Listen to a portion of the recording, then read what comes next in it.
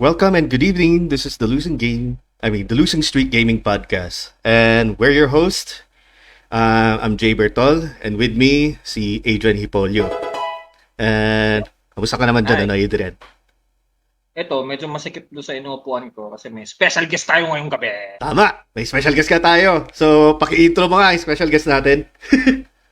Ayun, speaking of special guest, kakashare niya lang nung stream. People who are listening, meet my brother. Ano ba yan? Ano ba? Voice ka. Hello everyone, my name is Gelo Hipolio and I'll be guesting today in the Yes. podcast. Yes. Yes. Nice one. Can you give us a little introduction to yourself? What do you do with your everyday life, and what's your job, and what is your relation with your brother? Bukod sa pagiging brother. Brother since birth, pre. Brother since birth. Small background. I was with you guys kung paano tayo nagkakilala. Nasa college, we were bandmates. Yes, we're bandmates. Yes. So I was the vocalist. Tapos si Utol yung Basis. bahista. Tapos si JR yung drummer. So yung nawawala naming kapatid na isa, nasa Texas ngayon. Nasaan ka man? Sa langit naman. Si Nicolo, yun ang marami binabagkit sa Nicolo, podcast. Oo. Ang unofficial mascot ng Losing Streak Gaming, si Nicolo. Si Nicolo. Grabe naman kayo. Unofficial nga eh, unofficial. Ano pa siya? So, currently I'm working in a call center. Nandun siya sa profile ko. I'm a trainer there and I've been in that industry for roughly around 14 years. Wow, grabe yung tagal na rin, no? Ikaw yata yung isa sa mga nauna sa atin na, no, na nagkaroon ng trabaho sa BPO industry. Yes. Sino pa yung So- sumunod sa inyo dyan? Si Bulate, no? Yung sumunod sa inyo. Bulate Sorry. talaga yung tawag sa kanya. Alam mo bang nakakita ko yun? One time lang nandun sa opisina. Ay, bigyan mo sila ng context kung sino si Bulate. Ano? So, isa siya dun. Sige. Hindi, natatandaan ko ako yung nagbansag sa kanyang bulate. Kasi wala akong ibang word na to describe him as a person. So I described him as something else. Nagdadaworm ang pucho. Talagang ano eh. Si Bulate. Kasi yung nagsuggest si Bulate kasi yung nagsuggest sa amin magpalit kami ng genre as a band na ano yung genre na yun? Emo na goth? Emo Tama goth. ba? Emo na, tapos got pa, no? Oh my God. So dark and dark. And I can't imagine Nico being both emo and have a gothic aesthetic. Sinikolo. Oo. Kahit kami. With the guy liner and everything. Anyway, so ayan. So that's a little background for Kuya Gelo. Siguro during the podcast baka mistakenly baka ma-refer ko si Kuya Gelo ng as Max. Kasi you used to call him as Max back in the day yung college namin eh. College days, yes. Yeah, so Which is parang walang context kung bakit naging Max yung nickname niya. okay, walang context eh. It just happens one day na ikaw na si Kuya Max. Oo. Oo. Parang it grew on me on that particular time of life. Yung unang pagkakilala ko nga sa iyo, yan eh. Ang introduce pa sa akin ni Adrian sa iyo, Max. Max sa kagad. Kasi yung mga kaklase nun ni Kuya, Max na yung tawag sa kanya. Kesa magpaano pa ako, si Kuya Eloy, yung pangit pakinggan ng Eloy. Oo nga. Kasi dapat important no? Di ba? You agree? Oo nga. Maganda pa yung Max para number 1, di ba? Uber Max ka nga doon sa mga sa Final Fantasy 7. Oo. Uber Max. Uber Max. Uber na Max pa. Uber na, Max na. So, anyway, kaya namin din nakuha na sa special guest because nakita ko naman na parang there are things na may nababanggit ka rin din yung habang pinag-uusapan namin yan ni Adrian about the topic. So, in doing so, we jump back to the topic which we originally have right for this podcast, which is how does video games help with coping with depression? So, Yeah. just with hearing that title, what comes in your mind? Can I have your input, guys? Which one? Bato ba topic kami? Bala kayo. Siguro, superiority muna. Mas senior muna. The joke lang. Hayop ka. Okay muna. Ikaw muna, Kuya Sorry. Gelo. Okay, so the topic in itself kasi is a very sensitive one kasi we're talking about depression. Sure. And video games in itself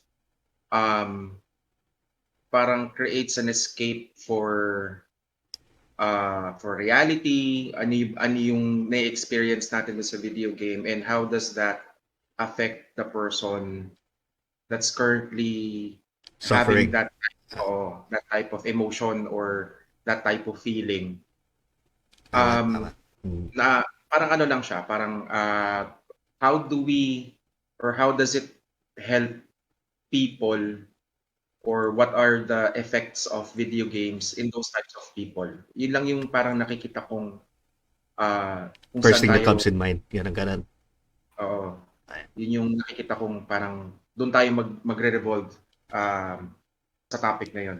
Yeah, exactly. Kaya na yung topic natin eh. Tapos yan, Adrian, ikaw naman. Kung ano po, unang basa mo palang kagad pumapasok sa isip mo. Coping with depression. Coping your depression using video games, no? Ayun, personally, siguro sa akin, talagang, ano ba, Relatable? Super relatable siya since you've been there eh. Alam mo yung kwento ko. You know, Jay and my brother was with me with my struggles nung college life namin. Doon pa sa malayo. Oo. You knew, or you know how I ended up being alone and trying to be less unproductive siguro. Hindi naman unproductive ang tawag doon. Baka siguro, na-stifle lang yung yung growth mo nung that time na, to the point na parang you just chose to be a lone wolf.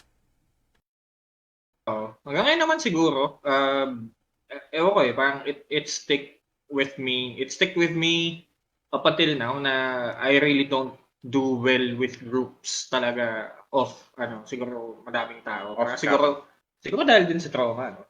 There's a good possibility din kasi na because of that, parang you tend to isolate yourself with what you see as the norm kasi nga ayaw mo nang maranasan yung nangyari sa'yo before. Yeah, so ayun, sabi nga ni Kuya.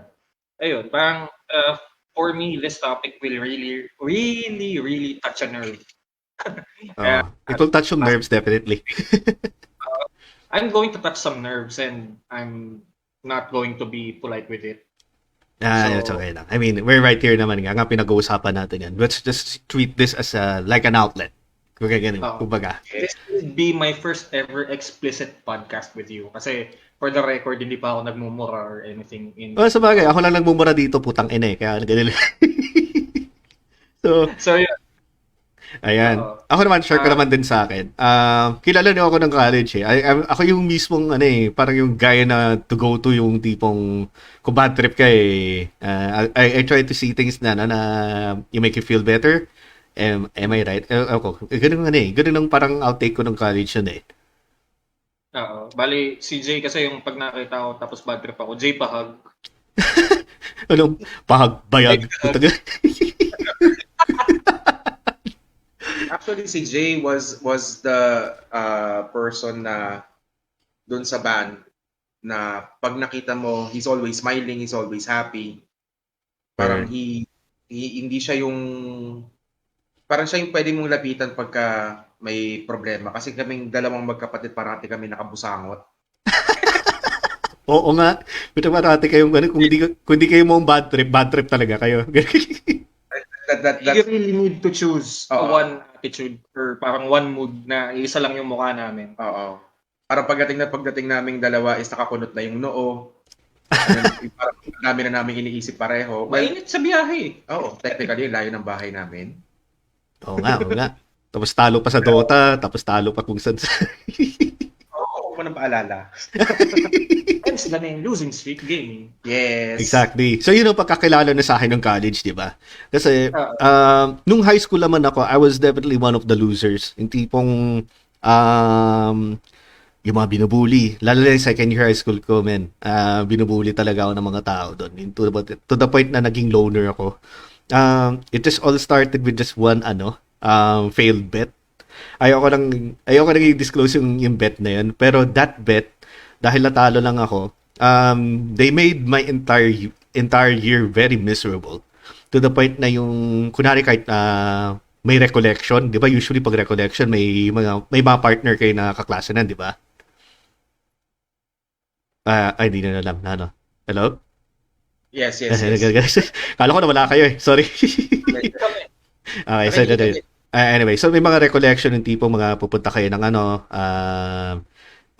ito ng isang religious na site para ma-develop yung spiritual ek nyo, ganon. So, whatever. Usually, meron kang pipiliin na, na makakasama mo sa kwarto. Parang bunkmate, ganon. Ako parati, last pick pa eh.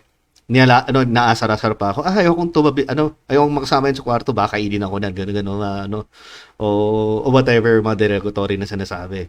So, sobrang lungkot ko ng high school nun. Ang naging savior ko lang talaga nun si Peter. So, yun siya yung naging best friend ko ever since grade 6. Yun nga lang, during those times ng second year high school, hindi ko siya kaklase. So, wala talaga akong kakampi nun, ng time nun, pre. So, yung pakiramdam ko nun, down na ako, tinatadyakan pa ako. Ganun. Mm-hmm. So, ang naging grace ko nun, or rather yung saving grace ko was video games. So, whenever ayun nga, nalulungkot ako, putya, yung tipong another rough day in school, and then, parati ko ni-look forward yung yung naantay ko si Peter matapos sa klase niya para sabay kami umuwi, pupunta kami ng arcade, Kudi Arcade, bibili ako ng mga PS1 games, ganun, and then we spend the entire evening na naglalaro ng games o kaya watching anime during those times. Pero, it was a struggle for an entire year. Sorry, I delved into that. Pero gusto ko lang i-share yan. Yun ang naging yung kaya nakaintindi ako sa topic na to when it comes with video games at saka sa pag-uusapan natin ng depression. Naman. Kaya Okay naman yun. Kasi parang we do relate din naman eh. Sa akin, In a sense. Oo. Sabi pa tayo. Is it? Ayun, medyo nga magkaboses pa nga kayo. Kami na nalilito ko. Ako may kagibunsin dito. Magkaboses pa kayo. Ganun eh. And since I mentioned Peter, I got to talk to him na rin eh. Hi guys, may nagsend ng stars. Ooh, thank you. Thank you so much, JM Cruz. See you guys for the RE discussion next week. Yes, o nga pala. I-segue na rin din natin yun. Ayun na, pumasok na yung intro. So, see you guys next for the RE discussion. By the way, singit ko rin, ads na rin din siguro to. So, zero hour discussions is inviting us to talk about Resident Evil. So, anything retrospective tungkol sa kanya. So, we guys are going to be joined with I Am Lightning and as well with the Game Silog Show. So, apat kaming mga podcasters mag-uusap ng lima ba? Oh, tama, 5. O nga, sorry. Tawa tayo pa eh. O nga, dalawa ka tayo dito. Sorry na. So, ayan, 5 tayo mga podcasters na mag-uusap sa over YouTube yung video niya. Magiging live chat 1 o'clock at October 2, no? Tama? October 2. Ayan. Abang na lang din yung link. I-open lang naman namin mga link doon para you guys get to listen. Basta live podcast siya sa YouTube. Yes, tsaka magpapakabisi na ako sa paggawa ng YouTube channel namin. Kasi hanggang ngayon channel pa lang siya, wala pa siyang kahit anong content. Oo nga. Ayan. Oo nga, medyo busy nga eh. Sorry kung gano'n na-cut kita doon. Anyway, so I did mention Peter, di ba? So I got to talk with Peter kanina. Nandito siya sa andito siya sa bahay namin kanina. So, I mentioned to him na magkaka-podcast tayo. Ay, si Kuya Mark, Si Kuya nag-PM. Nag-woo lang. Ganun. Nagbulang siya. So, at sa PJ, kapitbahay ko to. Thank you, man. Looking forward to it as well. Sige, man. Ayun, abang lang kayo. So, as I said earlier nga pala, si Peter, nakausap ko kanina, na-offer ko sa kanya yung magiging topic. Gusto ko nga sana, isali dito sa podcast eh. So, napunta lang si Kuya Gelo nandyan for the third man. So, Thank you for having me. no worries, man. So, You're the third wheel. sa We're having a date. bakit po sa RE palagi natakbo? Hindi lang yan. Kasi ayun nga meron tayong meron podcast na yun ang topic. Yun yung topic. It basically sums down na that was the chosen topic. And si Jay kasi, isa sa mga, mga malulupit na speedrunners ng Resident Evil. Yeah, huwag mo sabihin. Hindi ko nga sinasabi na. Oh, yun sa kanila hindi. Humble lang tayo, humble lang. Humble lang. Humble lang. Pero ano din kasi si Jay, he's too involved din sa RE, sa Resident Evil eh. Yeah, Well, ako din naman, may history din naman ako sa Resident Evil, but I'll try my best to, Fill it out yung mga podcast. Okay. yes.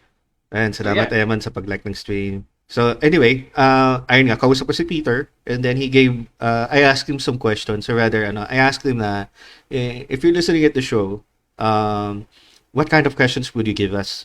Ayan, pinalista ko kay Andy yung Andy tuloy, kay Adrian yung matanong na binigay ni Pete. So, would you want to read it, Adrian? First question. Wow. Question? Okay. So, the first question was, do violent video games help you with your depression? Nice. Okay, so yun ang tanong natin na itatakil muna natin. So, why Violent video games. do violent video games help you with your depression? Okay. Yes. Would you like to start with that? Kung gusto mo yung answer mo. Kasi alam ko magkaiba yung sagot natin dyan eh. We briefly talked about it before the stream began. So, to me, kasi hindi ako fan ng violent games. I really love JRPGs talaga before. But I think, for me, personally, violent video games, I don't think it brings that much of an impact with your depression. Kasi parang, yes, it does distract you, but I don't think, siguro kita mo na yung sagot ko, ang gulo, di ba? Kasi for me kasi talaga, it's just a matter of your preference in terms of the games you play. If you chose to be violent. Kasi may mga games naman na kaya mong hindi maging violent and matapos yung buong game eh. Exactly. Yun nga yung bibigyan ko eh. By the way, may nag-PM sa atin. Ako nga pala din, Thank you, Monique, for liking the stream.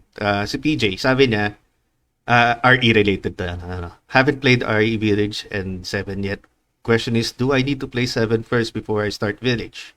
I haven't heard corrected or maybe not. Personally, laruin mo na ni 7 kasi pareho yung protagonist doon si Ethan. Ay, Ethan ba? Tama ba? Basta yan. Mas magandang unahin mo muna yung 7 kaysa sa 8. So anyway, andun tayo sa input ni Adrian doon. You're not violent na talaga, to the point na yung hinahanap-hanap mo yung violent games na yun para na makuha yung itch mo sa laro, no? Hindi eh, Paragon for life ako eh. Paragon? Oh my God, yun na yung Mass Effect, my friend. Ayun, kanina nakatop lang kanina. Si Eman, thank you for liking the stream as well. Yun, mabalik tayo. I chose to do the right thing pa din kahit sa games eh. Pag nakita mo maglaro ng open world game, I always follow the traffic rules. Unless unless parang may tawag dito. Inahabol ako ng police. Oo, yun. But kunyari in playing games na open world like what do you call this? Sleeping Dogs. it is a violent game, eh. Diba, Oh, Jay? it is. Martial It arts is game yun eh. super violent. Chinese martial art game yun eh. Sorry Ayun. to cut you off by the way. Si Mhm. J.M. Cruz, thank you for sharing your stream. It's also like in the stream. Tapos si Kuya Mark, sabi niya, sa akin kasi stress reliever siya. Shotgun and automatic weapons all the way. So, in a way, I think he's trying to say here is, yung violence in the video games, hindi nakaka-apekto sa kanya. It's rather stress relieving. Kumbaga. And then, Matanong ko kasi, do multiplayer FPS games be counted as violent video games for you? sige, sagutin ko yan in a while. Basahin ko lang to si Norvin. Si Norvin, for the gamer itself, you're just finishing the objectives. Pero dun sa mga spectator na hindi naman siguro masyado invested sa story or outside the sphere, nafo-focus lang nila ang violence. Pero kapag naglalaro ka, hindi mo naman papapansin yun eh. Totoo yun. Kasi, kunwari, doon mo nilalabas ang frustration mo na sa laro. Kumbaga, hindi mo na binabali yung story. Kasi in your case naman, nakikita mo yung violence sa laro, pero mas invested ka sa story ng game, di ba? So, for example, dun sa Sleeping Dogs kasi, you play as Wei Shen, which is an undercover cop na nag-undercover siya sa sa triads. Tama. So, in that premise pa lang, kasi I choose to be on the cop side rather than the triads. Yun, hindi ko alam kung moral compass ba or ano yung nag-drive sa akin to do that, but well, you are playing as the person naman in the game. So, parang yun na rin, you're placing yourself in his shoes. How about nga pala si si Kuya si Kuya Gelo. How about your opinion naman about the topic? Me in particular, I play a lot of fighting games. So that can be considered that something that is a little violent since you're hitting people. Mortal Kombat, Street Fighter, Tekken, yeah. Especially Tekken. So in a way, it doesn't really cope with the depression, but rather it relieves stress. As one of our listeners were or was saying, it releases tension, but it doesn't really, for me, deal with the feeling of depression. It gives you an outlet of the things that you want to do. Since fighting siya, it's a one-on-one perspective. So, yung nararamdaman mo, you tend to show it in the video game, especially kung you have certain characters that you play, a certain fighting style, a certain move, na doon mo na ilalabas kasi sa video game na yun yung gusto mong gawin, but not in a sense na na may urge ka na gagawin mo in real life. Ganun. Gagawin mo siya in real life. Pero minsan according to my brother. Ayun nga, sabi nga ni Kuya Mark nga Ayun, si Gelo, Tekken yan. Tapos and sabi din ni JM Cruz, who you? Sabi ni Wenshen Mofo. And isa pa rin, things that you want to do to certain people, naka-open and close parenthesis. certain. Emphasis on the word certain. Yes. Emphasis pa yan. Okay, wait lang. First, Here we go. shoutout kay Katarina Alves. And also, he sent another 69 stars. Oh, 69. Nice job. Thank you.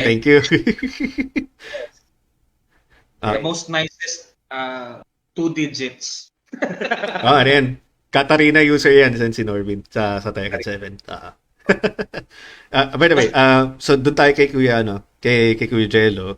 Pinapalabas niya is it's not that na meron tayong violent tendencies na gusto natin gawin in real life, pero instead of doing it in real life, we do it over in game para doon natin na nasasatisfy yun and meet the criteria na gusto natin ibuhos na galit. Tama ba? Yes. Okay. That's what from what I'm getting. So, ayan, may sabi si PJ. I play games because of the good of storytelling and waifus. Okay. Waifus. But I get Okay, yeah, definitely. This guy is a man of culture. So anyway, I play games because of good storytelling and waifus, but I get easily hooked if it's the gameplay is also immersive and hardcore. Oh, Definitely. So, ako. oh, I mean, isa sa mga yung mga naunang pumapasok sa isip ko dyan, persona pa lang eh. Marami kagad marami kagad mga waifus doon. Sa akin social links na ano. Mga Ano social. Oh, speaking of persona, no, in regards yung sa social links, nung time na naglalaro ko ng persona before, I imagine myself building social links whenever I meet someone or parang kunyari nagkaroon kami ng something na malaking event sa buhay or parang may nagawa kami or may na-achieve kami na bagay. Parang feeling ko may yung social link namin ito tumaas. Parang ganun yung ano ko. Ganun din. Parang nare-relate mo siya dun sa real life event mo. Oo. Parang meron kang achievement unlock. Tapos yung persona ko, hindi siya yung ano, it doesn't trigger by shooting myself in the head. Yung persona kasi namin dito sa bahay, May naalala ko dyan, share ko mamaya. Tapos ayun, may sabi si Kuya Mark, I usually play military shooters that focus on strategy and realism. Yeah. Pareho kami nito ni Kuya Mark. I usually play Call of Duty a lot. And dahil dun din sa strategy and realism din, I think si Andy at si Kuya Gelo makaka-relate dyan eh. Si Andy tuloy. Si Adrian naglalaro ng XCOM yan eh. Ganyan. Same. Kaya ganun mga strategy na. At saka you did mention na na tinanong mo sa akin kanina, do I consider first-person shooter games as violent video games? Tama ba? well, technically, not lahat eh. Because I do know that Call of Duty and the other ones, yung may single player campaigns, yun talaga eh, oo, violent yun. But what I'm trying to ask is yung mga competitive na Multiplayer. multiplayer, Yung like, let's say mga esports titles, ganun, yung tipong to the point, CSGO, ganun. Well, ah, technically, CSGO is violent. yung mga ranking, ganun, ek. Oo. Is it considered as violent or is it just competitive? Para sa akin, as a competitor din dati sa CS:GO, tsaka sa Call of Duty, it can get violent at times, lalo na pag sa team mo, wala din medyo nabububuhan ka sa galawan niya, ganun. Sorry for the term, pero ganun na nga usually nangyayari pag team-based games, yung tipong nagkakasisihan kayo, kaya kung nagbabalorant kayo na medyo syusyunga-syunga yung kasama mo, ganun. Andun lang siguro yung violence. Pero, hindi ko siya mako-considered violent as violent is yung tipong, parang nilalabas mo lang yung frustration mo, yung tipong, why did you do this when we can do that? Pero pagdating sa competitive scene naman, na yung, let's say, yung pag-angatan ng rank, it's all fair game eh. Kaya kunwari, hindi ka nang nagpa-progress sa isang kunwari, nababawasan ka ng MMR sa Dota, kaya mababa yung ranko mo, niulugar ka lang ng laro sa kung anong special, yung ability level mo eh. Okay, thank you Claire for following. So anyway, yun yung sa tingin ko all is fair pagdating sa rank not unless there are cheaters around. Well, yeah. I think for me, I think the violence in yung competitive gaming doesn't come from the game itself. It comes from the people that plays it. Exactly. Oh, it comes from the people that's involved in the games na yung how they deal or handle losing. Ayun, wait lang. Shout out kay Arlene Malabanan. That's my cousin from that lives in Canada. Hi ate. Hi Ate Arlene. This is me now. Deal with it. We're losing streak. So, welcome to our page. Yun. Ano ba? Kuya Max. siguro, Ay, Kuya Max tuloy. Yun, ayan. Kaya sasabi ko guys, kung sinabi ko Max, si Jello yun. Anyways, Kuya Jello, ikaw naman, would you consider competitive online gaming or competitive FPS games as violent? The gameplay itself can be violent. Okay. Kasi meron competitive gaming na Tetris eh. Totoo yun. Totoo yun. Diba? So, Totoo yun, battle totoo yun. royale nga na Tetris eh. Oo. So, I don't consider the competitive scene as violent. The gameplay kasi yung pinaguusapan. So, ang sa akin is, it depends on the game. Ano ba yung nilalaro natin? Sa bagay, may point ka nga Competitive pala. lang May yan. point ka. May point ka nga pala. So, it depends on the game itself nga pala, no? Hindi Mhm. yung, iba kasi yung community behind the game. Oo. If it's the community that we're talking about, definitely it's very competitive. Okay. Pero hindi ko siya mako-considered as violent. The game, on the other hand, that they play can show somewhat violent to some other people, 'di ba? So, Oo, tama. kung ang i-route natin siya dun sa violence, no, it's not. The competitive scene is not violent. What I'm pertaining to as violent is what game are they playing? Yun yung opinion ko about it. Okay. Before I jump to another question, may sabi dito yung mga ibang viewers natin. So, si Kuya Mark sabi, Soxy. Hindi ko alam ko yun. I don't know what he's trying to Inside say. joke yan, inside joke. Inside joke. It's an inside joke. Kami po nakakaalam Okay, niya. pinunong ulo po, huwag kang magulo. So, ayan. And si PJ, may sabi siya. PJ naman. Medyo maganda. PJ may sense pa to. Oo. Maganda yung share dito ni PJ. I prefer single player games than multiplayer / co-op games simply because it's less stressful and I don't have friends. Lamau. Random people would also badmouth or curse you if you aren't playing with peeps you know in real life. It's violent but you get used to it and it's for mature audiences, in my own opinion. Okay. Well, So, may point for siya. PJ, Oo. oo. Yun. Alam ni Jay yun in our circle. Ako yung single player gamer talaga.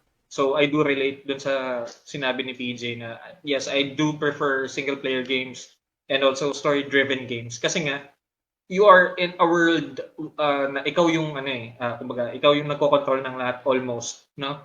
And you follow a storyline. Tama. But Mhm. kasi sa competitive siguro sa akin I don't want to let my team down siguro. That's one of the reasons why I try to avoid playing them. Although I do play a bit of competitive gaming. Nag-Valorant din ako, nag-COD Mobile ako. Nagka-Counter-Strike tayo, Jay, alam mo 'yan.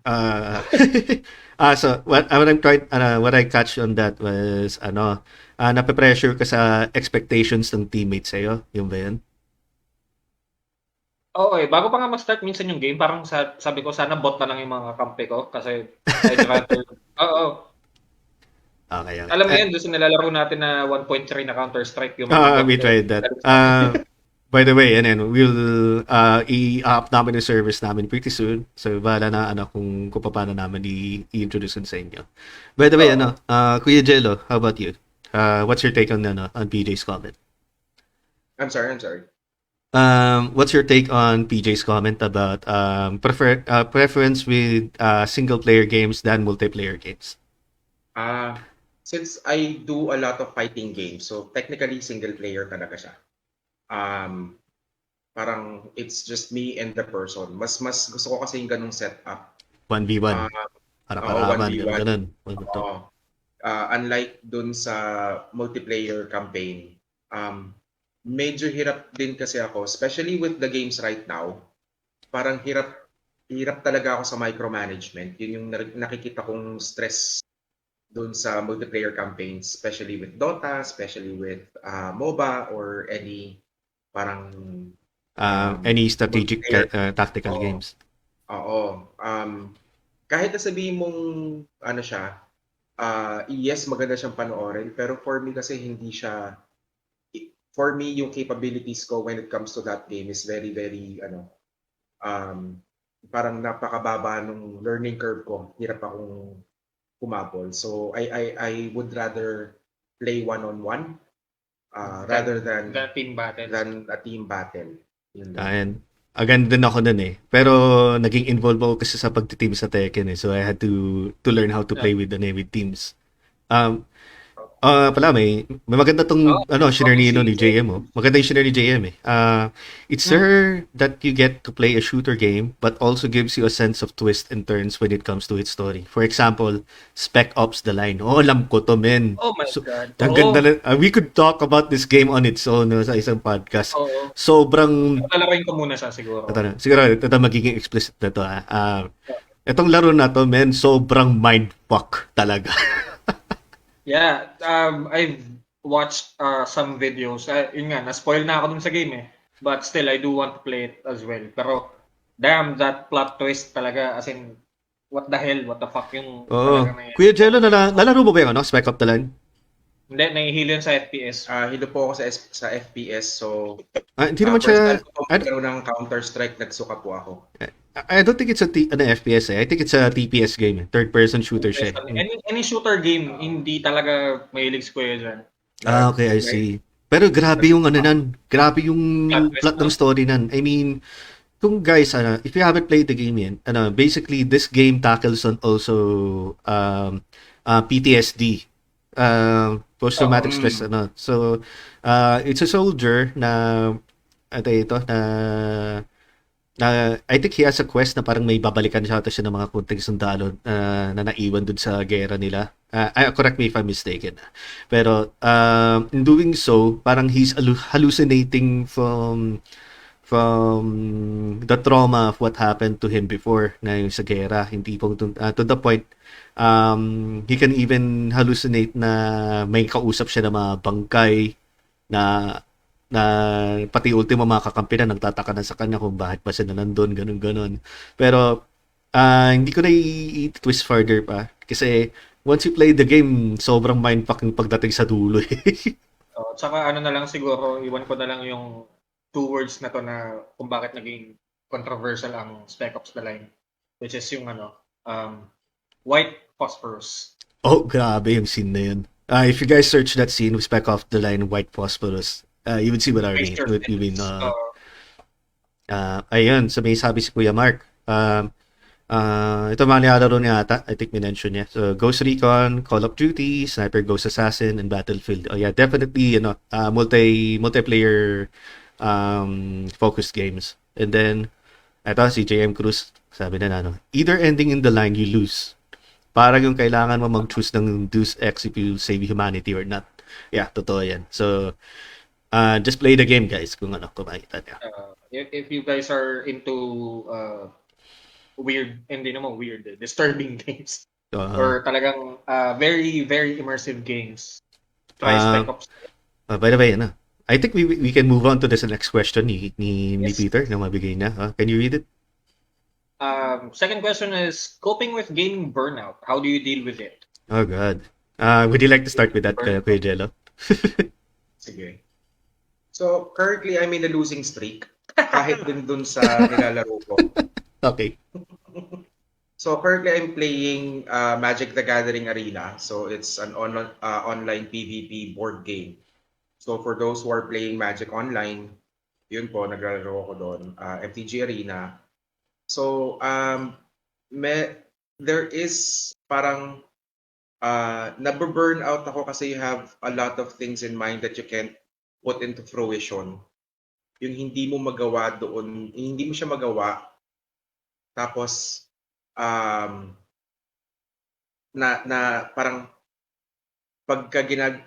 if you're playing with another player, syempre live play siya. So, nahihirapan ako. So, that goes to game burnout, right? So, how do I deal with game burnout? Technically, for me, I let go of the game for a while. And then focus on maybe another game that I could think of. Minsan, parang I'm playing the game, and then, parang, ayun na nga, 5 game losing streak, which is very big kasi 1v1 siya eh.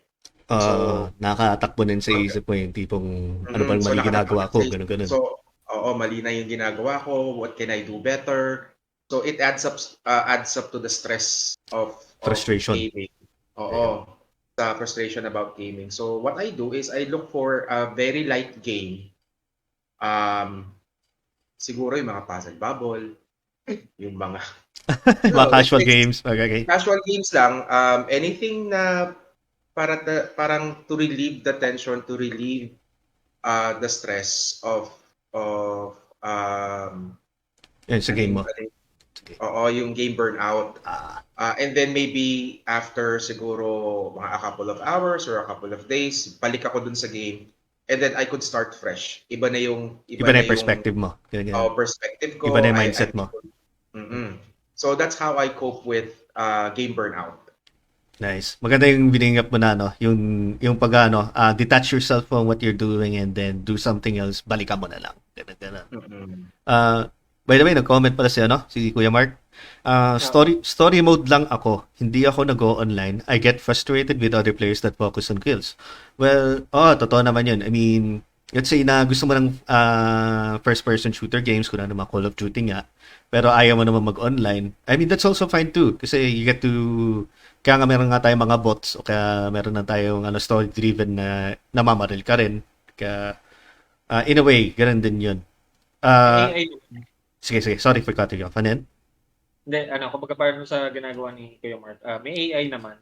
If you're going to do, if you decided to play the story, well, you are your own gamer naman eh. Nobody's forcing you to play. Yeah. Diba? Yeah, exactly. Kung anong trip mo, di ba? No. Ikaw naman Adrian. How do you cope with gaming burnout? Gaming burnout. It came to a point na yung saan kasi I get bored easily. Okay. So I mean, it became a habit na I download a game, play one, get bored for the next 30 minutes, try to parang uninstall ganyan. Sometimes kasi parang hindi ito yung gusto kong game eh. Ayoko nito, hindi ko trip yung gameplay or But there are a lot of games. Katulad niyan yung sa XCOM. It's a game that's been in my PC for a while na. As in talagang for years nandiyan lang yung XCOM 2. Okay. Yeah, so sometimes ang ginagawa ko parang to a certain point dun sa mga missions, I quit. Kumbaga, tapos try to look for another game similar to it. Kumbaga, I want something similar. Then, I tried Phoenix Point. Sinubukan ko yung ibang recommended XCOM-like games na nakikita ko sa YouTube. Something similar. Something similar but different in execution, I guess. Okay, may iba lang yung perspective niya. Tapos, it came to a point na nagkaroon na ako ng sandamukan na backlogs. Ayun. Okay. Tama yan. I have a lot to share about that backlogs na yan. Cut kita ng saglit. Nag-PM si or rather nag-message si PJ ulit. Get good games in general. Whenever you fight new bosses for the first time and lose like 20 times in a row, I usually get burnout, but the challenge hypes me even up more to learn the mechanics, and it feels so good when you finally beat them. Yun ang beauty ng get good games tulad ng Demon Souls eh. There is nothing wrong with the game. There is always something wrong with you. Kasi the game is designed to be na meron chinks. Yeah, na meron chink sa armor na sinasabi nga nila, yung pwede mong i-exploit. So let's say na kailangan mo palang tumalon-talon dito, kaya kailangan mo mag-dodge roll na gusto magsak, ganon. So, mga random casuals na tulad ng mga tumatakbo lang para mag-button mash o kaya mag-ganon, hindi uubra. So, the game is forcing you to, get good. So, siguro sa akin, yun nga, balik tayo sa burnout.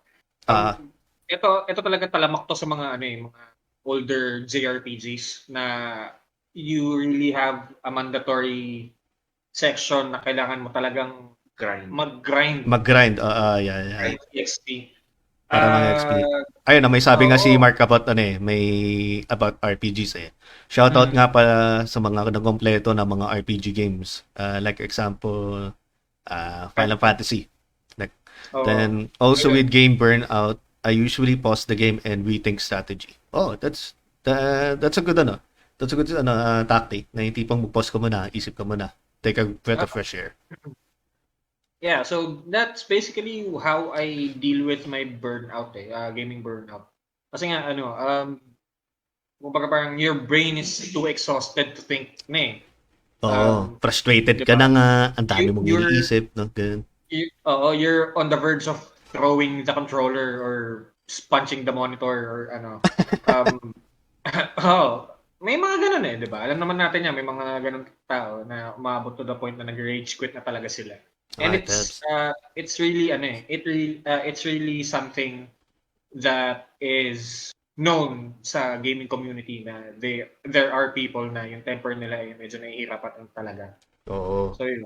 And sabi ni JM, European Extreme Mode in MGS3 was one of the most head-scratching games I ever played in the original Ninja Gaiden. Worst game ever. Hindi ko pa natry yung European Extreme kasi yung natry ko na ng mga hardest mode sa Metal Gear was in Metal Gear 4. Yung tinatry kong kunin yung Big Boss Emblem. And halos parang duluhan ng map yung vision ng ng kalaban. So I think I know what he's trying to get to say yan dito. Add ko lang doon yung sa Ninja Gaiden. Ito ba yung sa Xbox version, yung unang-unang Xbox? yung classic. Yung classic. Hindi yung classic na Top mode. Yung kumbaga yung sa Ninja Gaiden sa Xbox na ang tawag dito, yung sa first mission pa lang, you will probably get killed multiple times. Kaya ba yung parang training mode pa lang patay ka na? Tapos grabe. tapos yung boss doon ata, I think nunchucks yung gamit.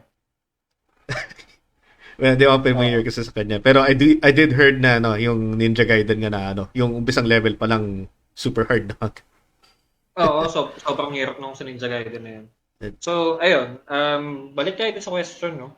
Ayun, it's basically how I deal with it. Kumbaga parang that's weird. And ayun, sabi ni JM, Ninja Gaiden Black, yep, never gonna play that game again. Yep. Aha. Frustrations ang madadalanan. Ako naman, share ko yung sa akin kung paano Sige. sa burnout. Kasi, kung hindi pa alam ng lahat, ako, trophy hunter ako sa PlayStation. So, nangangalekta ako ng mga pagko-complete ng mga games to the point na yun, to completion para na makuha yung platinum trophy. So, currently, marami mga nilalabas na parang mga easy games na kaya mong i-platinum within 1 hour, ganun. So, ako kasi gusto ko patabayin ng platinum trophy count ko sa PlayStation para umabot ng at least mga 1,000 na trophies na. Ang nangyayari doon is parang alam mo na nalalaro mga shit games, mga tipong alam mo mga gawa-gawa lang ng mga indies na hindi, I'm not I'm shitting on indies, pero yung to the point na yung alam mong ginagatasan lang nila yung trophies ng PlayStation na yung parang $1 game tapos within 5 minutes makukuha mo na agad, makukumpleto mo within 100%. So I played a lot of those games na to the point na parang nauumay na ako. Yung gusto ko maglaro na medyo matatagal na laro naman tulad ng mga Final Fantasy, Diablo 2, kakalabas ng Diablo 2. Yung mga AAA titles. So pag burn out ako, what I do is, parang kahit anong klaseng laro, tulad ng sabi ni Kuya Gelo, yung ginagawa niya, lilipat siya sa ibang laro para mawala yung burnout niya. Sa akin kasi, it doesn't work that way. Kasi parang, kahit iba na yung nilaro ko, parang nandun pa rin. Parang, di ako makalaro ng maayos, parang ayoko nito. So what I do is, I turn off the console completely. And, siguro, I step into the other room, buksan ko yung TV, manood muna ako ng siguro mga sitcoms, o kaya manood naman ako ng Netflix para lang mawala yung isip ko na sa mga laro. Kaya, yun ang coping mechanism ko sa burnout. Yung parang completely abandon yung ginagawa ko na gaming, then shift to a different focus like TV or cooking, ganun. So may ligaw magluto. So, Nagluluto ka pala? Oo, nagluluto yan. Nagluluto pala ako. Alam mo, nahilig ako sa luto ever since lalo yung nag-umpisa yung pandemic. Ayun na. Well, everyone became a cook during the pandemic, so yes. Yeah. Yes. Sabi ni Kuya Mark, kung frustration ang hanap mo, Splinter Cell on extreme difficulty. Yun, I think I've never played Splinter Cell, the Splinter Cell franchise as a whole Wala pa akong nagtatry nun, pero sige, I'll take that. Pero mukha nga mahirap I think kala ko sasabihin niya something like Hitman kasi Hitman kailangan talaga ng precision din Ako siguro kung gusto mo ng frustration, Devil May Cry 3 on Dati mas die. Hindi. Heaven or hell? Heaven or hell. Heaven or hell difficulty where one shot ka, sila hindi. Oo, maagis mo yung controller nan. Oo. Doon pa kami naglalaro kila Kuya Joy nun. So, hindi namin pwede ibato yung controller since hindi naman sa amin yun. So, yun. Sagaan yun. Parang may nakakompleto yata sa atin nun, no? Meron meron din ano eh. Yung naging usapan din natin yun nung ano, 'di ba? Nung college buddies pa tayo nun, yung ano, yung tungkol sa ano yung pinamagandang fighting style sa ano eh, sa Devil May Cry 3 nun eh. Yung si Kuya Gelo ata, ni siya eh, Royal Guard. Royal Guard yan. Royal Guard, yes. Ay, ano Sa akin, sa akin, Sword Master talaga ako. Si Zero Hour Discussions nag-share ng stream natin. Thank you so much. Maraming salamat. Paalala ko lang din ulit na magkakaroon kami ng collaboration with Zero Hour Discussions, I Am Lightning at the Game Silog Show. On October 2, 1 p.m. on YouTube. Ipopost na lang namin ng link kung ready na yung podcast namin. Yes. Okay. Is there anything else you'd like to share, guys? Ay, meron pa pala tayong may mga questions pa tayo, di ba? Meron pa tayo dito. Okay, sige. Ano pa mga questions? Another question is, can a sense of achievement cure depression? Or will it worsen as depressed people tend to isolate themselves? Ay, man, may masishare ako dyan. Sige, maybe I can go first. So, yes, please. Yung a sense of achievement na, kaya completion, kumbaga, mga kasi recently nga, yan nga, pag-usapan natin yung pagto-trophy hunt ko sa PlayStation. Alam ko hindi kayo relate to or something kasi medyo yun ang kink ko sa PlayStation eh. Parang achievement hunter, kinokompleto mo lahat ng mga achievements sa Xbox. Completionist. So, it comes to the point na that you will encounter a game that it's so hard to the point na you would give up. Na yung kunwari ito nakikita ko rin sa Diablo 2 yung yung isa sa mga trophies na or yung achievements na is you have to finish an hardcore character. Kung hindi kayo familiar sa hardcore character, siya, pag namatay ka sa Diablo 2, that's it, patay na yung character mo, hindi mo na magagamit. Permadeath siya. So meron doon achievement na kailangan mo magkaroon ng character sa hardcore mode, paabuti mo na level 99. So that is, you will have to level up to level 99 without dying. If, di ba? So, and alam ko may maraming mga cheese methods doon tulad ng paggagawa ka ng na Blizzard type na sorceress or hammer type na paladin. Pero andun pa rin yun eh. Yung what if pag biglang naglag? What if pag biglang may may kailangan sa iyo? Or what if may sudden errand o may nangyari in front of you and then may bawal mo pa naman na mapos yung laro. So alam mo yan, malabas na ganun. So in the sense of yung makukuha ko lang ang platinum, parang yun pa yung manghihinder sa akin. So, imbis na masaya makukuha ko yun, parang mas madidismaya pa ako na kung kukunin ko man yun. So, ultimately, kung ganun na mangyayari sa akin, I still push through it. Pero parang yung satisfaction na nakuha ko na yung, kunwari yung platinum or na 100% ko na yung game, parang wala na doon. Parang, was it worth it? Ganun. Gets yung sinasabi ko. Yung tipong parang baliwala lang yung pagod ko. Kumbaga, it's not even worth it to finish it anymore, parang gano'n. Yung parang wala na enjoy sa ginagawa mo. So, para sa akin, kung yung yung sense of achievement pa, is it worth na kung may depression ka? Kasi lalo na kung naglalaro ako ng may times kasi na sobrang lungkot ko. Or rather, pag there are na tipong you had a bad day or or parang sumusumpong na naman yung yung anxiety o kaya panic attacks, ganun. Sobrang kailangan mo maglaro pero at the same time yung laro na nilalaro mo sobrang frustrating. Hindi mo na alam kung makakagamot ba yun sa iyo kaya ultimately pinapahinga ko na lang. So may question lang ako sa iyo, Jay. Does it add up to the feeling of being depressed pag hindi mo siya nakukuha. Oo, isa pa yun. So, pag hindi ko nakuha, may inis ako.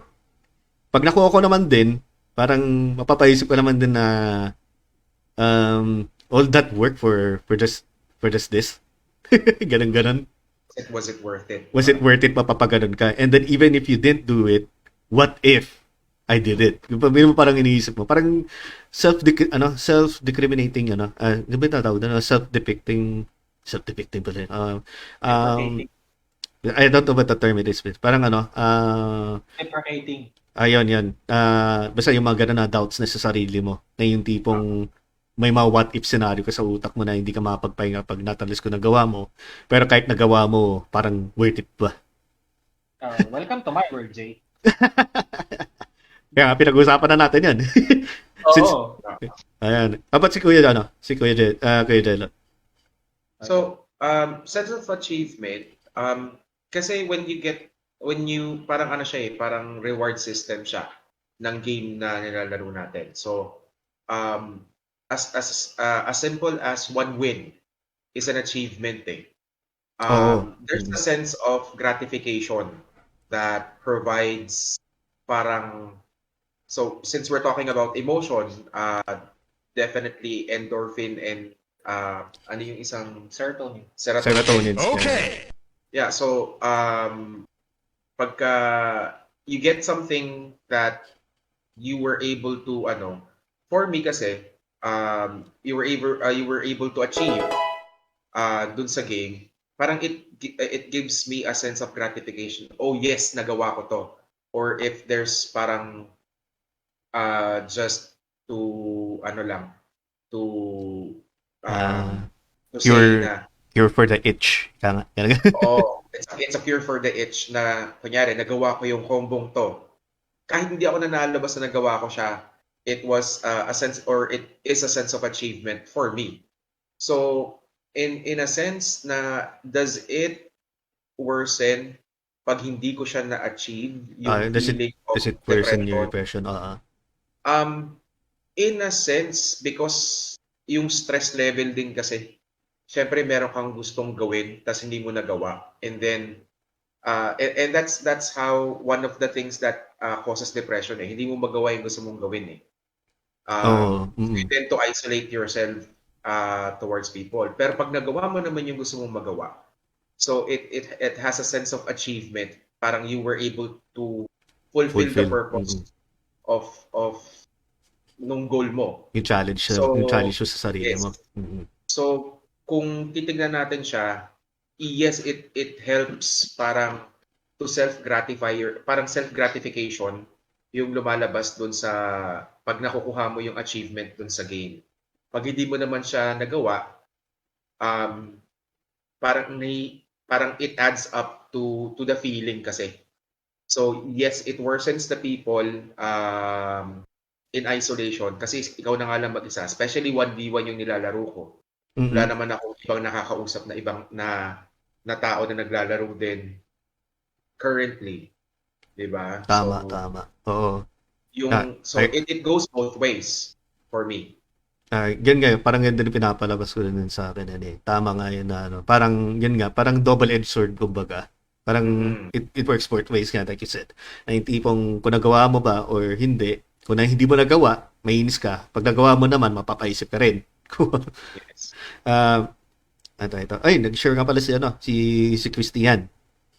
Si Christian, Thank you. Consimino, yes, super thank you. Ayun, ano yan talaga, consistent na share ng ating live stream. Also, yung streams din ni Jay, sinashare din niya sa mga other communities, ganyan. Hindi ko rin na-mention kanina si Francis din pala nag-share ng baga ng Thank you din.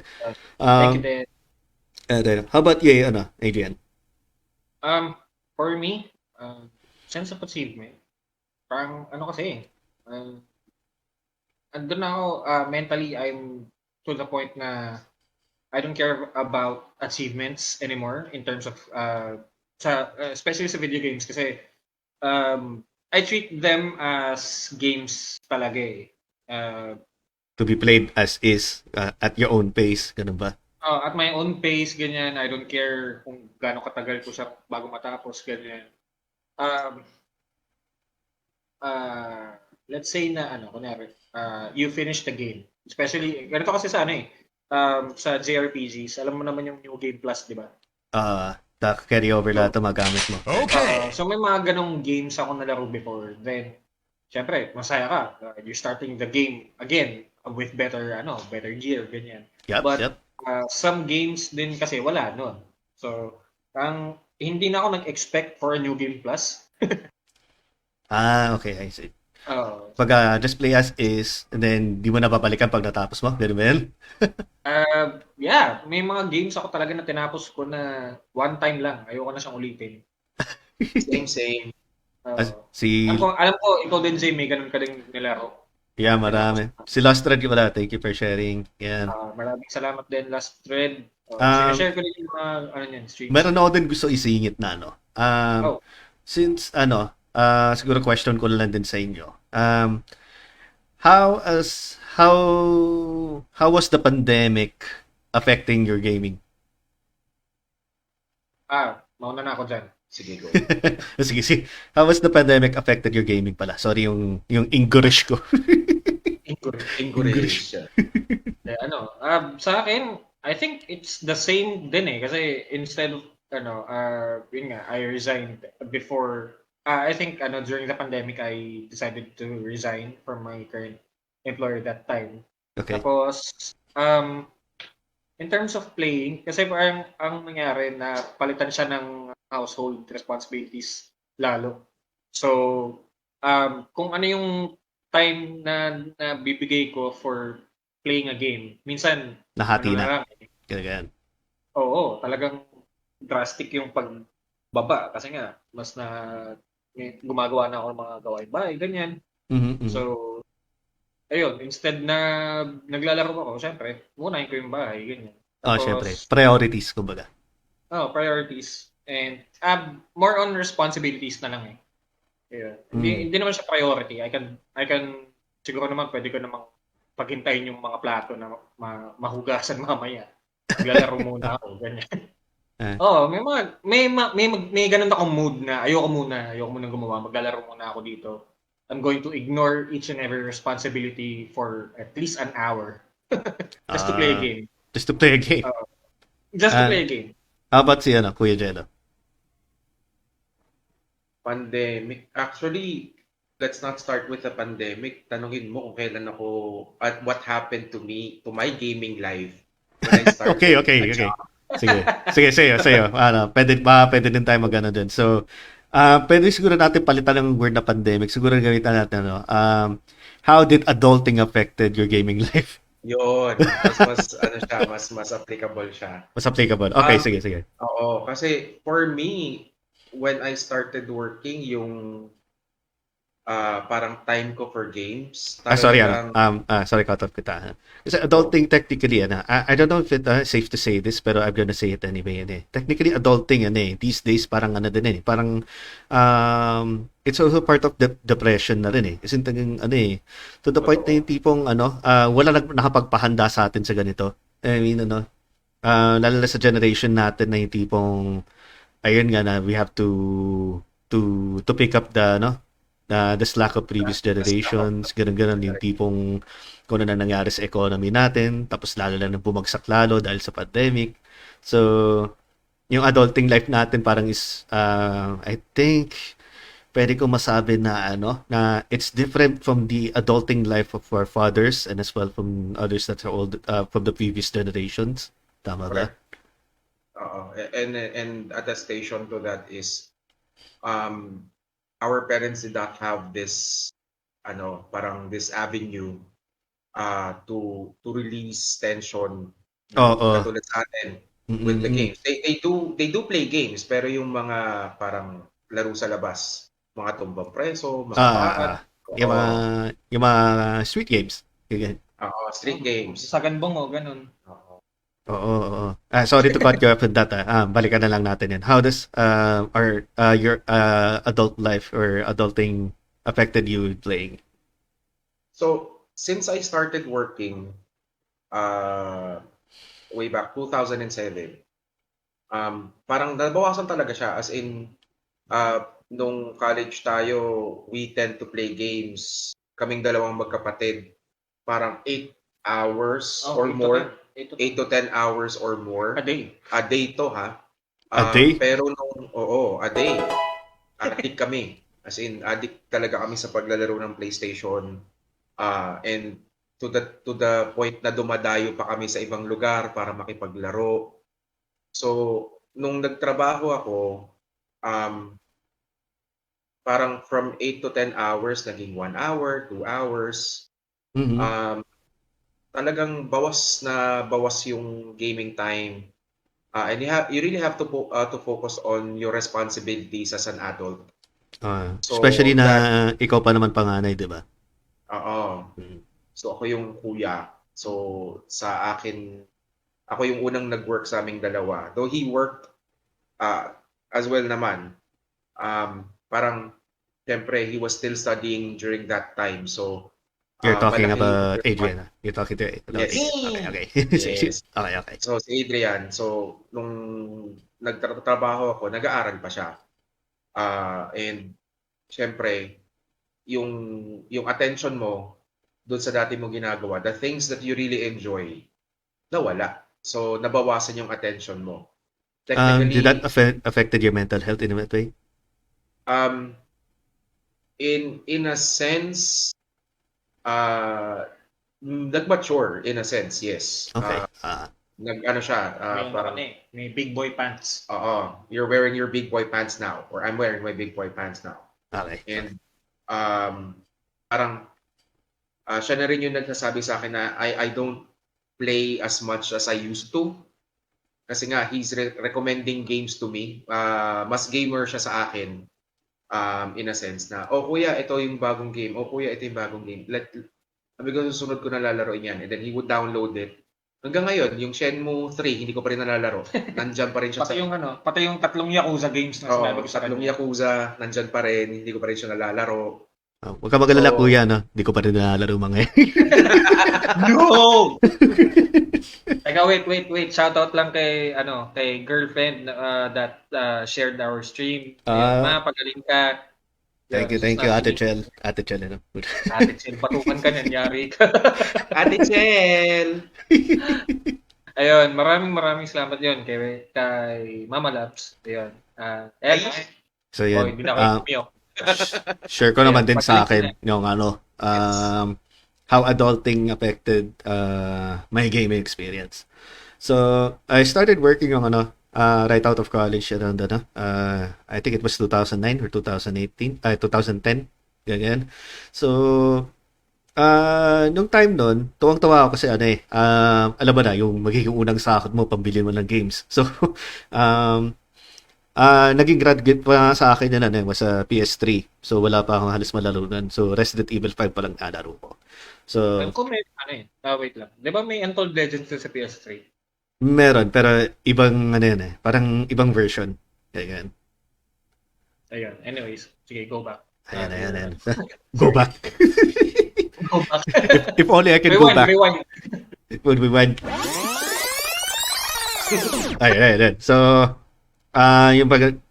yung unang trabaho ko noon, rather unang sahod ko, pinanggastos ko sa Silent Hill, Homecoming. So, kasi mahilig ako sa mga horror games that time. Yes. So, around that time kasi nung nabili ko yung game, hindi ko doon ko na-realize na hindi ko halos siya malaro than what I used to. Kasi napupunta yung time ko sa pagod na ipapahinga ko na lang, manggagaling ka ng work, tapos ang mangyayari, makakapaglaro ka lang sa weekends, tapos laro mo pa sa weekends, parang gusto mo na lang ipahinga mo na lang din kasi sats and off ganun. Teka, bago kayo continue, may message si Sir JM. I remember na nagka-cutting class pa kami nung grade school to play PC and PS games. 20 to 30 pesos per hour back then, but you'll quickly realize that this hobby can only be maintained by people who can or want to sit down and play it. There comes a time when you will have to make a decision from either continue being productive, rest or playing. Sometimes it's easier to discard gaming because it's not essential. Okay, but there are times you just want to unwind and escape, which is through playing games. Totoo to. True. Very Oo, true to. that's very true. Very true to. So, actually share ko lang din dyan since sige, di ko na itutuloy yung ano ko. Yung isa, mas matindi ito yung nangyari sa akin eh. So, Ah, before niyo ako nakilala sa STI, and I did mention na ang lungkot ko ng high school, di ba? So, nagdagdag pala ni Sir Kuya Mark, adulting equal frustration due to the need of upgrades or new consoles versus priorities and needs of the family. Okay. Okay. Oo, magaganda nga. Parang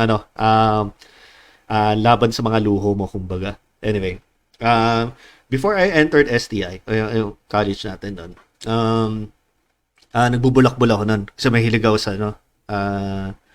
mahilig ako sa online games, particularly Ragnarok Online. And it came to the point na nabubulakbol ko ako everyday. Yung kunwari pumapasok ako, naka-uniform and all, tapos kukunin ko pa yung pambaon ko, didiretso na ako sa didiretso na ako sa computeran. Papalevel ako ng character nun. Pas pinaprioritize ko yung pag-level ko ng character ko nun kasi gusto ko maabot level 99. So, ayun nga, nung it came to the point na yung tipong nakaka-apekto na yung decisions ko sa buhay, yung tipong ano bang mangyayari sa buhay ko na yun? Mag-aaral pa ba ako sa college o hindi na? O pagpapatuloy ko lang itong sinasayang ko yung oras ko sa paglalaro, yung ganun-ganun. So, napapaisip ako ah, na yun nga, na it affects my life na. Pero, ayun nga, yung na-discover na nagbubulak-bulak ako nun, pinapapili ako kung magpapahinga ba ako o pagpapatuloy, o tutuloy pa ako sa pag-aaral, pero ibang school na. So, of course, hindi pa ako sa STI noon, nasa AMA pa ako noon. So, pinili ko, syempre, lumipat na sa STI bago makilala kayo. So, galing ako sa galing ako sa pagkabubulakbol nun. Pero, there was a main reason kung bakit ako nang bubulakbol nun. It was rather parang siguro tantrum. I can put it right now, tantrum. Pero yung word ko dati was frustration dati. Kasi, I really wanted to become a chef. I know it may come as a shock to you, Kuya Gelo, pero I really want to cook. So, gusto ko talaga maging gusto ko talaga magluto. Tapos malaman namin na medyo mahal ang tuition fee ng pagiging chef noon, yung culinary school. Di ba? Medyo mahal pa yung panahon nun. I think it's 200, Ngayon naman siguro. parang Kulang around, 100K. parang, magandang ng mga presyo ng semper pa nga yun eh. Isang pa yun. So, hindi kaya. So, naging second choice nun parang computer. I mean, I'm good with with computer science or IT, pero ang problema parang you're only good at it, pero hindi yun passion mo. Gets nyo? So, medyo nalungkot ako. And then parang in a way, parang yung naging retaliation ko sa ganun, which is, I know it's bad, wag niyong gayahin mga listeners. Na is nagbulakbol ako. Parang, ayoko naman pasukan to, hindi ko naman ito gusto. Ba't ko papapasukan? Pupuntahan ko lang computer na lang ako, laro na lang ako na ganun dito. So, I did not know at the time na meron palang word there was a word for it, and nade-depress na ako sa mga sa mga parang parati na lang kinokontrol nila yung decisions ko sa buhay. So, kumbaga, ganito mag-computer ka naman, magaling ka naman, ganun. So, huwag ka naman culinary. Parang pinapatay na agad sa harapan mo yung mga passions mo. Gets nyo? Ayun. Well, I can relate din naman kasi hindi naman sa akin nung nandun na tayo nung magkakakilala na tayo. Computer science wasn't really my passion din. Hindi ako nagkakamali, mabagsak. Pero pasang-awa lang Pasang-awa. ako sa nerd. Oo. I'm really more into teaching talaga. Buti nga na-accomplish mo yun eh. Congrats. To what point? Okay. Ayun, kasi nga, yun nga, well, nung nag-internship naman ako nung nag-take na ako ng second course ko, which was secondary education, major in English. Yun nga, it felt, brand new talaga eh. Parang, I'm enjoying what I'm doing. Unlike yung nandun tayo sa STI. You're not forced to do it. I'm not forced to teach people. I'm not forced to teach Yun kids. yung masaya doon. Nag-enjoy ako dun sa ginagawa ko ng mga time na yun. Ayun. So, yeah, I do relate. Pero yung in terms of yung sa nagbubulak-bulak, Okay. Oo. Hindi ko naman Mabait yun. yung bata. Sa akin yun. Mas mabait po siya kaysa sa akin. Ako po yung nagbulak-bol. Ayan. Sige, ano, Ayun. pwede mo ba i-share yung story mo? Yan. Wait. Bago niya i-share, Claire, maraming salamat sa pag-share. Tsaka Hey, sa pag-like din. nag-likes. Thank you. Yun. Thank you. Yeah. So, yun. Ito na ang kwento ni Kuya. So, inaamin ko po, mas mabait po siya sa akin. Pero mas demonyo ugali ko sa kanya. Oo. So, ako yung nagbulakbol sa aming dalawa. I studied kasi in PUP. Okay. Circa 1999. Okay, so nag-start ako noon, engineering was the course. Pero what happened is parang nagastos ko yung tuition fee ko, tapos given that 500 lang yung tuition fee namin Wow. gastos ko, di na ako pumasok, tapos yun nga, yung araw-araw ako pumupunta dun sa sa Computeran ba yan? home shop. Oo, Okay. kila Kuya Anton. Isa pang School of Hope, yung kay Kuya Anton naman, kay Kuya yun. Oo, yun. Kuya Anton School of Hope doon sa may Poresa before. And then, it came to a point that I realized na parang ginagago ko na lang yung sarili ko. I know exactly how that feels. Sige, continue. Oo, so, tinanong ko yung mom ko na, ay sinabi ko talaga, walang nakadiscover, sinabi ko lang. So nilaglag mo yung sarili mo. Nilaglag ko talaga yung sarili ko because I want to change. Yun yung naging, Nice. Yun yung naging driving point ko nun eh. What And made you then think that after- you were doing something wrong with your life? Parang hindi ko na kasi siya hindi ko na siya ma-cover up. Na asan yung mga ganito mo, asan yung ganyan mo. Hindi ko na malusutan. So ang ginawa ko, sinabi ko na. And then after that, I went to TIP, which is dito naman sa Cubao. The difference there is parang ganun din, naengganyo din ulit maglaro-laro sa labas. Parang it became an avenue na parang hindi ko na gusto yung ginagawa ko. And then it came to a point na nasa STI. Hindi naman ako nagbulakbol sa STI. Technically, Taga-sermon ka nga namin eh. Pucha, naalala ko, pinakita ko sa yung grade card ko. Muntik na mawala ng ulo ko. Muntik na mawala ang ulo ko sa pagbabatok mo sa akin, gagi. Saka yung saka si Kuya yung naging president ng student council nung time na yun. Ayan. Role model to si Kuya Gelo nung time nung nasa STI. Kasi Hindi namin alam kung paano siya nanalo. by one vote actually. Nakita ko yung tally by one or two votes lang. So yun, after STI, doon na kami nakaranas ng financial hardships sa family. So I decided to stop studying and then to work. Fortunately naman, nung nakapagtrabaho ako, I like what I do and what I'm doing right now. Kaya nung na-promote ako as a trainer sa current work ko, or dun sa work ko prior and then until now sa bago kong company, trainer pa rin ako. Parang sabi ko, I came to realize na, bakit hindi na lang pala ako nag-education? Sana, in a way nga, parang pareho kayo ni Adrian eh. Adrian is more hands-on eh. In a sense kasi, I'm a trainer, he's a educator. So, yun yung lumalabas na yun yung lumalabas na parang hilig ko. Gusto mong gawin. Oo, yung gusto kong gawin. Though, sabi nga nila, pagka nagtatrabaho ka na, sagaban yan sa paglalaro.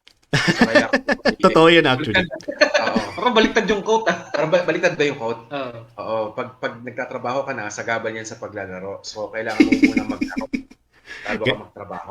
Yan talagang gamers motto yan, o gamers quotes. Yes. Oo. Totoo yan, totoo.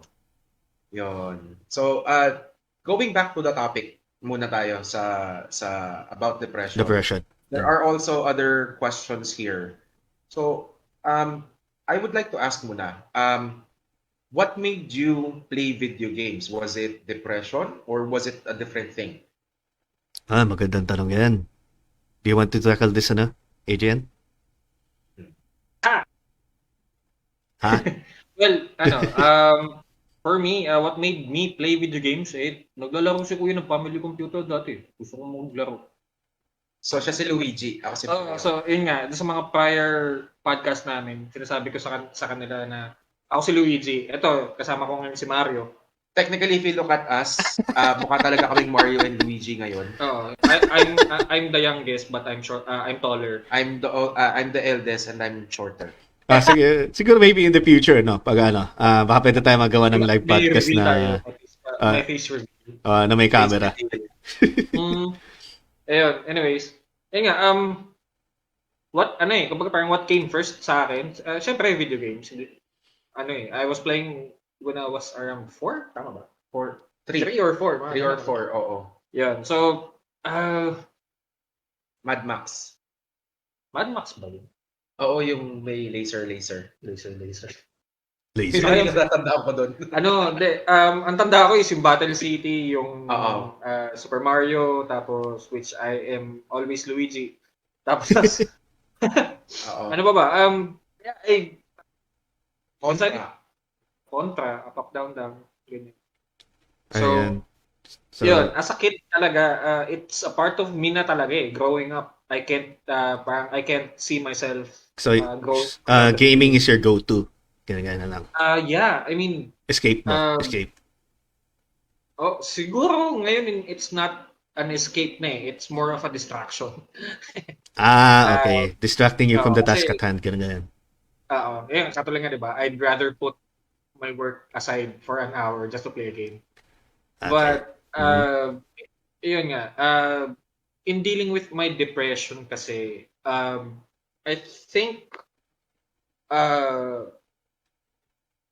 siguro what happened was, yes, I did pick up a game when my depression hit nung time na yun. Alam mo yun, Jay, matagal na yun Oo, matagal na yun. Decade ago. High school pa lang. College Just na tayo. it's something very very touchy lang for Adrian to talk about pero I'm glad na medyo na slightly binubuksan lang niya yung pinupintuan. Parang sneak peek lang pero marami na tulad na siguro I think it's safe to say heartbreak and deceit. Yeah, I was heartbroken, I was deceived Ganyan. by a certain someone, yun nga, which led to a snowball effect na it affected me mentally, it affected me with my friends, na it happened in a snap of a finger na everyone I know, everyone everyone I cared about, everyone I thought were my friends, Biglang nawala. Oo, sa isang isap mata, ika nga ng River Maya. Nawala na lang bigla Luckily, Jay was still here with me na Parang you make it sound like I died, man. I mean, you're still with me naman talaga In spirit. in spirit. You make it sound like I died, bro. What the fuck? Well, not you kasi nung time na yun talaga, I chose to be alone. I tried to be with another group of people just to be distracted with the with- alam ko yan. I decided to become a writer. I was a campus journalist nung time na yun, no? He was a editor. He was an editor-in-chief sa STI. I became before that I became a lead cartoonist. Then I became an editor-in-chief for our school publication just to be distracted with all the fucking things that happened. Yan na. Yun, nag-explicit na. Yes! Pero Parang tontuha ka, Jay, Syempre, man. Ito lang yan. Naniniwala ako sa saying nanay. I don't trust a guy who doesn't cuss. Yun lang. But mas malakas talaga. Ever since nung magkakakilala kami, napakalakas ko na magmura. I just chose not to. Yeah.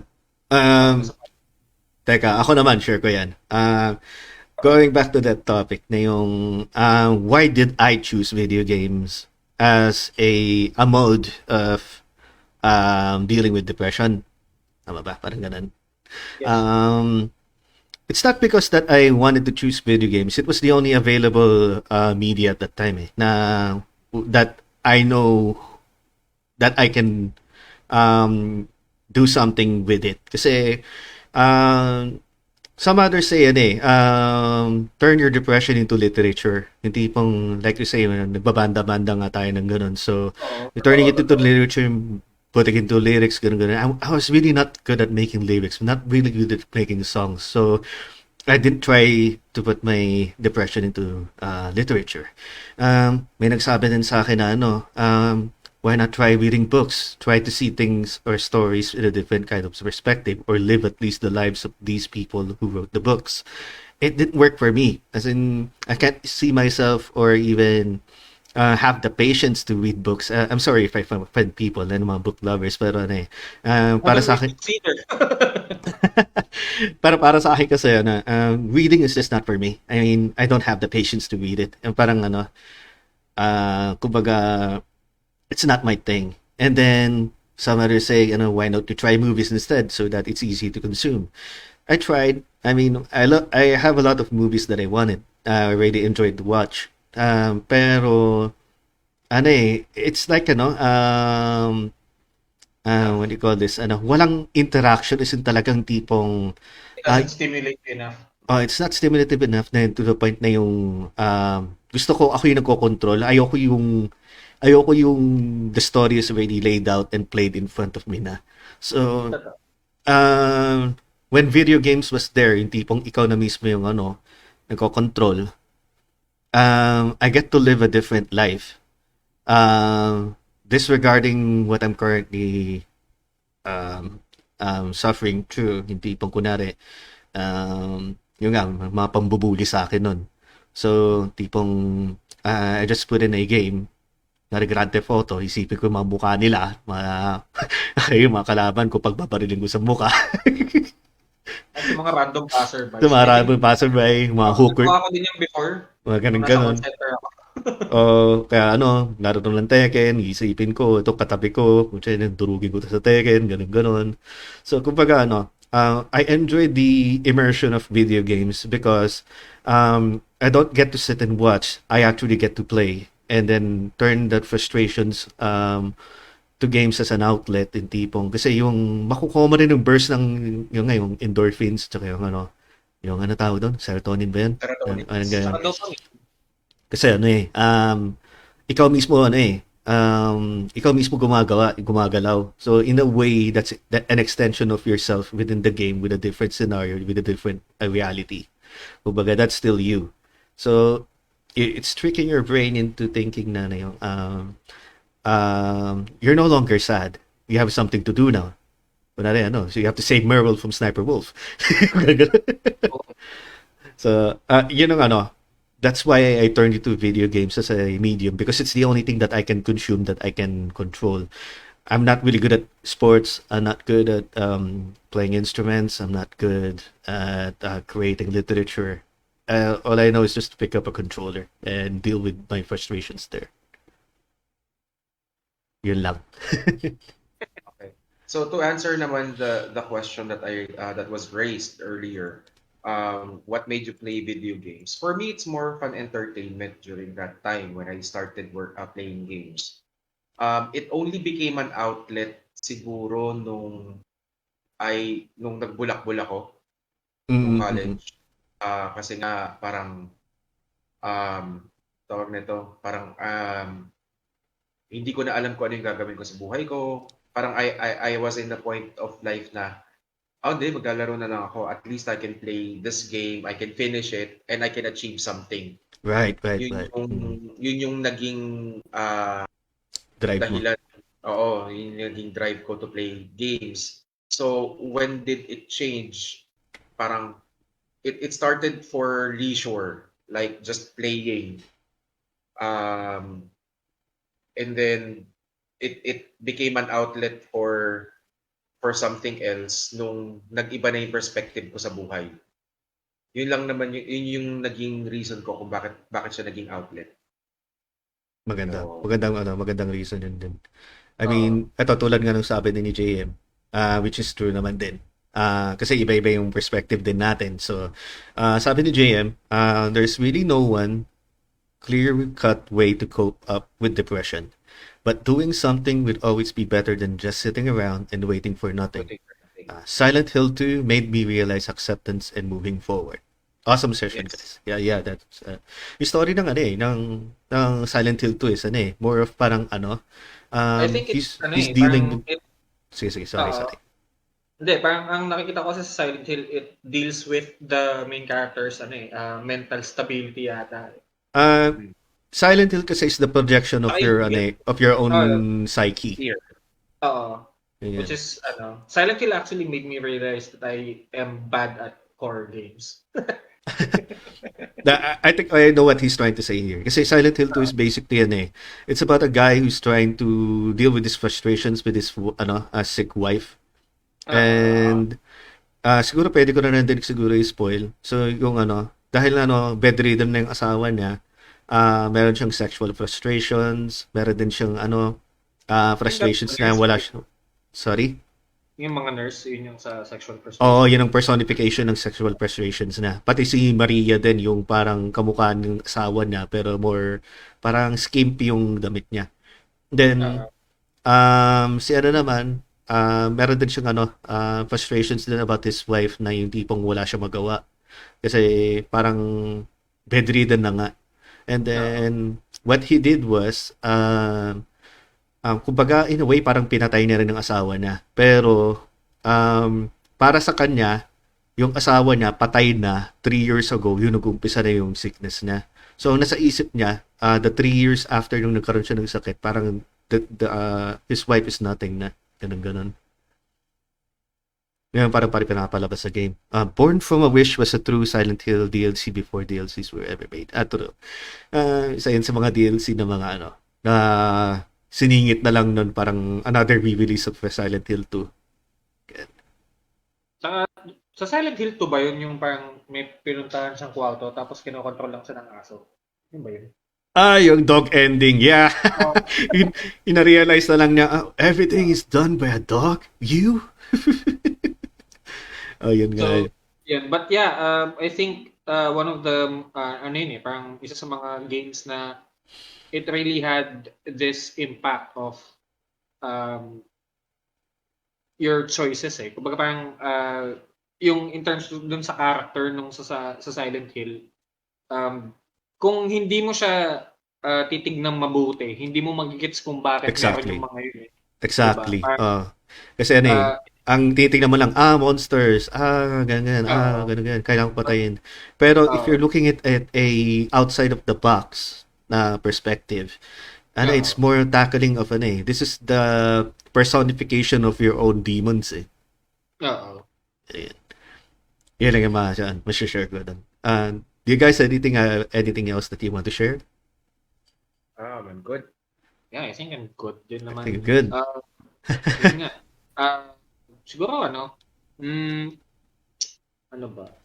For me kasi ito na lang siguro parang opinion ko na lang in terms of our topic, no?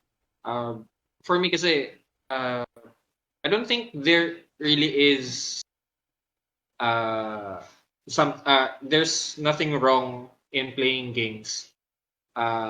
Especially when you are suffering from depression din kasi we do know a lot of people are suffering from depression. Especially nowadays. Lalo na ngayon. Especially during this pandemic. This time where people are forced to be away with others or with each other. No? Ayun, I think having something to do like playing video games is something that could distract you eh. No, it's something it's not proven pa na that it can cure your depression, but Yeah, sabi nga ni Jem kanina, it really is something that is better to Then do. just rotting away. And just rot away with your thoughts. Kasi, sure, walang, kagabi, nagkaroon ako ng anxiety attack. Ah, And, ito na naman. Okay. ayun, tulog Sige, na share kasi mo. yung, ayun, actually, ano to it happened because yung, and there's so much, Shit. there's so much shit that is running in my head. And I literally need to listen to music just to drown myself to sleep. Yun. Tsaka dahil din doon, level 3,177 na ako sa Wordscapes. Papagod Uh, mata. I literally tire myself para lang makatulog ako. So last night, I think that's around 3 a.m. Tama ba, Jay? Yeah.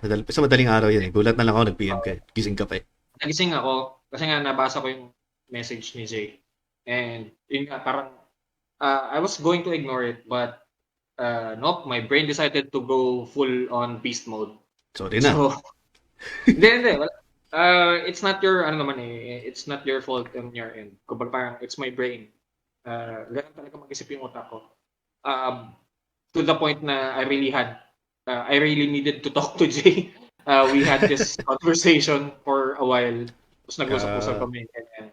And open up nga yung nangyari sa akin before dun sa past na.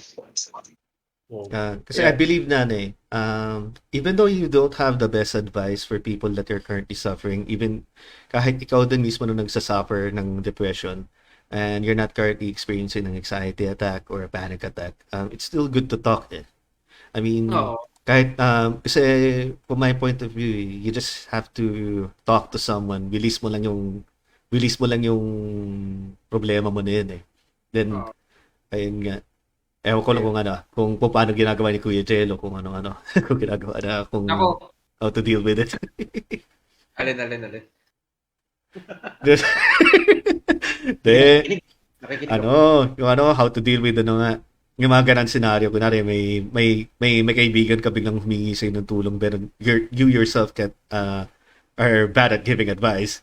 Na, what I'm trying to say is, parang mas magandang mag-usap na lang kayo para na may ma-i-release lang siya. Saan I choose to give advices na hindi ko kayang gawin for myself. I'm that kind of person na yung I'm good at giving advices but I can't Follow your own. You can follow your own. Paano i-implement yung advice tungkol sa love life ng estudyante ko? Maganda yung love life ko, 'di ba ma? Love you. So yun. Yun eh. Yun kasi. But it is really essential ba yung tamang word? For a person to talk with another person in any means. Kahit chat lang yan, kahit voice call lang yan or ano. Communication is really something that can help you save yourself actually. Yun na yung word na gagamitin ko. Talking to other people can save you and your mental health talaga. We're social beings eh. So it's natural so that we need to cooperate with each other. We are the only species that can communicate verbally and can understand other people as well. Uga. Uga. And we are also designed with empathy. Why not use it? Alright. Is there anything you want to share, Kuya Gelo? So, yung sa akin lang is, video game can be an escape, but it is never an answer for depression. Of course. It can lead you to realize things. For me, one of the video games that really gave me a lot of like insights on how to deal with your psyche is yung Xenogears. Oh my God, Xenogears. Yes. Pag-uusapan namin nun pretty soon. Especially si Kuya dun sa Xenogears. We can talk about it kasi did you know that Xenogears is actually book number 6 of the Book entire number ano. 6. Yeah, it's book number 6. Uh, Yes. Sige. I'm good with it. Nice. Sa Um, future. yep, yep. Sige, technically closing remarks na natin to eh. What I can say about using video games to cure or rather to help with depression, I kind of agree with it na rin eh. Kasi in a way tulad nga sabi ni JM na doing something rather than doing nothing is Yes. It's um, better. it's much better. I mean, kahit I mean, there's a saying na madumaan dito sa feed ko sa Facebook eh. It's better to do something ano ito, not perfect or what the term is it's worth to do something bad than to do nothing at all. Yes, correct. What it's trying to say is okay lang na gawin mo basta nagawa mo, nasabing na nagawa mo na kaysa naman sa hindi mo nagawa at naiiwan ka lang sa pag-iisip mo na paano kaya kung nagawa ko yun? Hindi mo nagawa eh. Kumbaga, no regrets. No regrets, di ba? No regrets. Yeah, no regrets. No regrets. Tapos, isa pa nga, yan nga, it doesn't cure depression at all. Pero it helps taking your mind off of it at sometimes. Kasi me, myself, tipong, when the attacks are so, Severe. so severe to the point na you can't move, yung tipo hindi mo na makontrol yung pag-iiyak mo, yung naluluha ka ng ganun-ganon. Panic na yun eh, panic attack na yun eh. So you can't even pick up your own controller. All you have to do, games cannot help at that time eh. So talagang during the time, you really have to calm yourself down. So, You really need to reevaluate everything. hindi naman you evaluate anything. You have to find something else to get through with it eh. So in my case na tinutulog ko na lang yung ganon. So video games is not really exactly helps you whether it's not a cure but it helps. Yan para sa akin lang. Yep. Correct. And just to add lang for closing. Video games is just an avenue. And it would always be there even if you're not. So you just need to know when to use it to escape from reality and when to go back to reality and face your own demons. Okay. Sige. So patapos na tayo, 'di ba? Since gawin na din natin to every podcast, I would like to kunwari, since the topic natin tungkol depression, I would want us to recommend some games that maybe some of the viewers or listeners could try to give a go or rather try na laruin na related sa topic. So I'll start na siguro pagdating sa topics of depression or everyday problems na pwede ka makapag-relate sa isang laro. A game that I can recommend is Life is Strange. So I don't know if you guys have played the game, pero it tackles a lot with about depression, anxiety, high school life, and how to cope up with loss, ganun. And then meron siyang a certain twist on it. And then another game din na gusto ko i-recommend, indie game siya, Gone Home. So ang Gone Home naman is about basically it's from a perspective from a different family member sa bahay. Tapos the house is empty with riddled with notes about a girl and her lesbian lover. Na to the point na they're going through things of acceptance na yung sa family nila na hindi sila tanggap to the point na lumaya sila. So you go into a house na empty na, hindi siya nakakatakot, pero meron kang makikita mga memories with that person, and then leading to the note na lumayo siya, run away with her lesbian lover. Maganda yun. Do you guys already have games that you could recommend that is targeting depression? Me personally, I don't think it targets depression talaga, but if you're familiar with the game I Am Setsuna by Oh, Square, yeah. that game really broke me talaga na whatever. I'm not going to spoil anything. Ayun. It's something that you have to deal with. Kumbaga. Napag-usapan natin yun, di ba, yung nakaraan na, na Parang, ginawa siyang RPG, pero maganda.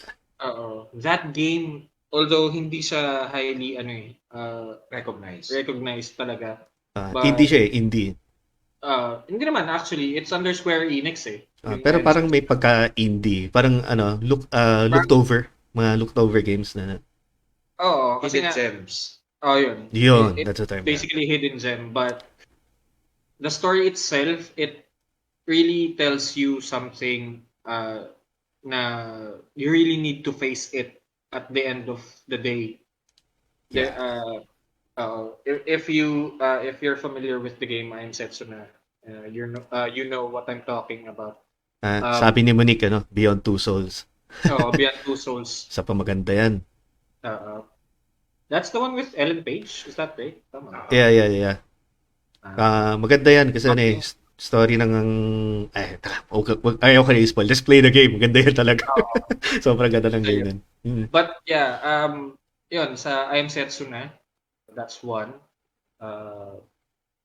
Parang parang it's super subtle na it tackles something really serious. It's about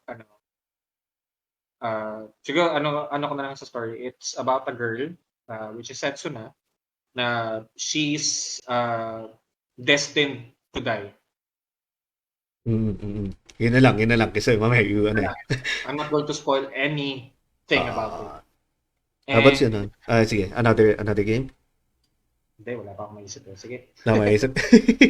How about si Kuya Gelo? Well, one of the things that you have to remember pagdating sa depression is because there were choices in life that you may not or may have done within that period. So a game that I could recommend really is for me Chrono Trigger. Oh. Kasi Oh yeah. Oh. kasi yung 'di ba when you finish the game you made choices. And it's all about making choices from one to get like there's a lot of endings kasi when it comes to Chrono Trigger. So parang if you are struggling to really make choices on what kasi 'di ba si Chrono is a protagonist bound to make choices about what needs to happen doon sa storyline. So ano yung ginawa mong choices doon sa buhay mo? That if you did this, anong mangyayari? If you did this, anong mangyayari? So yun yung nakikita kong parang it's a good way to know, it's a good game to play if you're parang challenged with asking yourself, do I need to do this? Do I need to do that? Because one of the things that really triggers depression is the choices that you make. Yes, your decisions. Another one is Xenogears, yung It's more on facing your own reality kasi siya eh. In accepting your id in a sense. So if you're familiar with the term psychological term id, it's your other persona siya ng sarili mo na hindi mo nilalabas sa ibang tao. So and you the have game to is di ba? More on countless ang tawag dito, resurrections, ganun na yes, correct. Na nalilipat yung yung talagang purpose niya with the next era or the next generation na makapag ang tawag dun basta resurrect, ganun. Reincarnation, yun. Tama, that's the term. Yun. There, oo. Very highly religious yung laro na yun eh. Oo. Ayun, sabi po ni JM, Detroit Become Human has a good underlying theme tackling the strengths and weaknesses of humanity. Actually, oo. Ganda ng laro na yan, Oo. Tapos yun nga, we also need to check our humanity if it's still Intact talaga. And yun, siguro, Detroit Become Human is one of the games that challenge that as well. Na yung nagtakal dun sa topic na yun, ano, na Oo. yung ano tayo ito, in a way, parang ano dealing with ano din parang racism within human and machine. Oo. Yes. Ganun yun, It's very subtle but if you put it parang if you put it on perspective, magigets mo yung kung it could be substituted to other things in terms of discrimination. Sabi ni Monique, you still have my Detroit. Oo nga, sorry naman. Sorry ko lang next time na magiinuman tayo. Oy, PS1 ko, balik mo. O sige, balik ko, pero hindi na gumagana.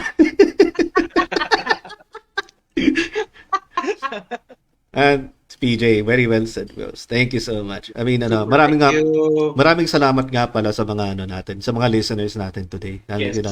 Kay JM na nakapag-interact sa atin ng since almost the umpisa.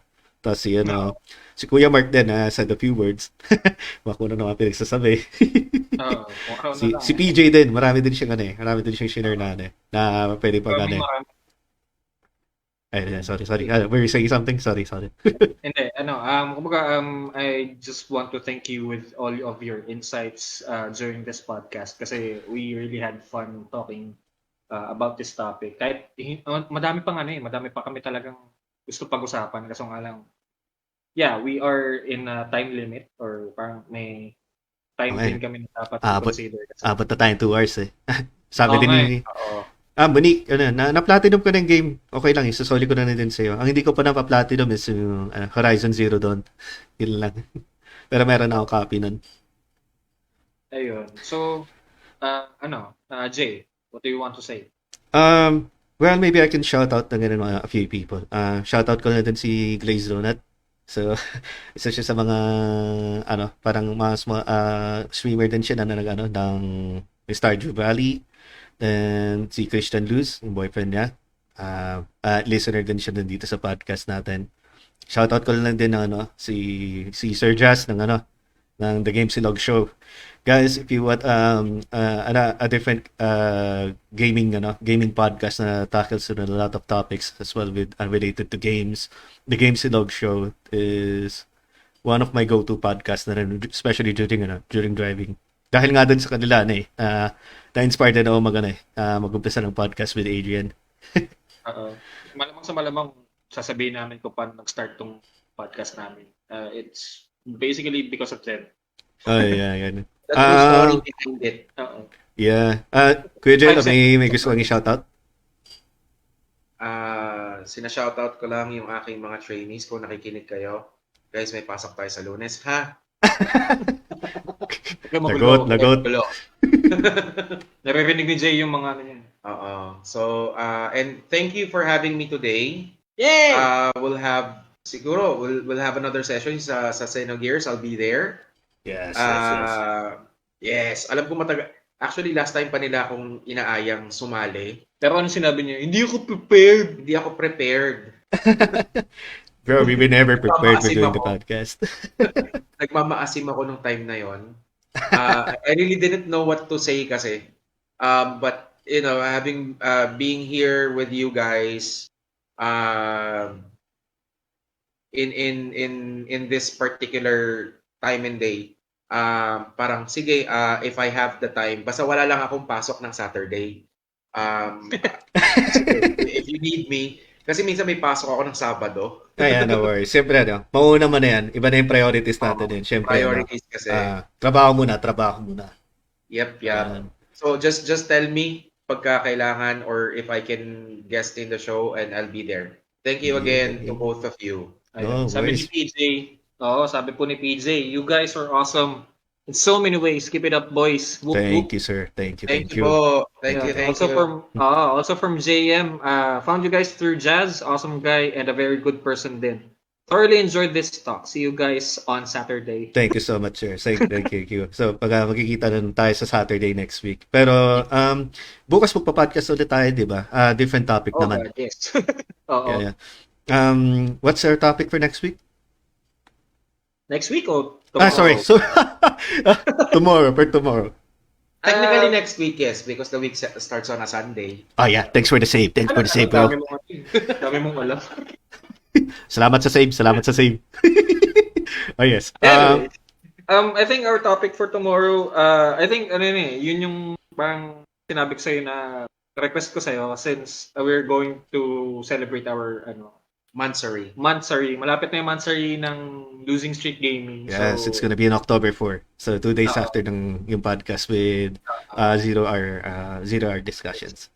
So, yeah, for tomorrow, I think it's learning a language through video games. Oh. I think a lot of Hindi pa buo yung title pero that's the gist of it. Yeah. Yan nga, parang using games as a language learning tool. Ganun. Yes. Video games as As an a alternative language learning tool. Yes. Nice. Ginawa ko research yan nung nag-college ako dito. And sige, magko-closing na tayo. Adrian, may gusto kayo shoutout? Ikaw na lang ata, hindi nakakapag-shoutout. Ayun. Maraming salamat muli sa mga nakikinig. You guys are awesome. Thank you for interacting with us all throughout this podcast.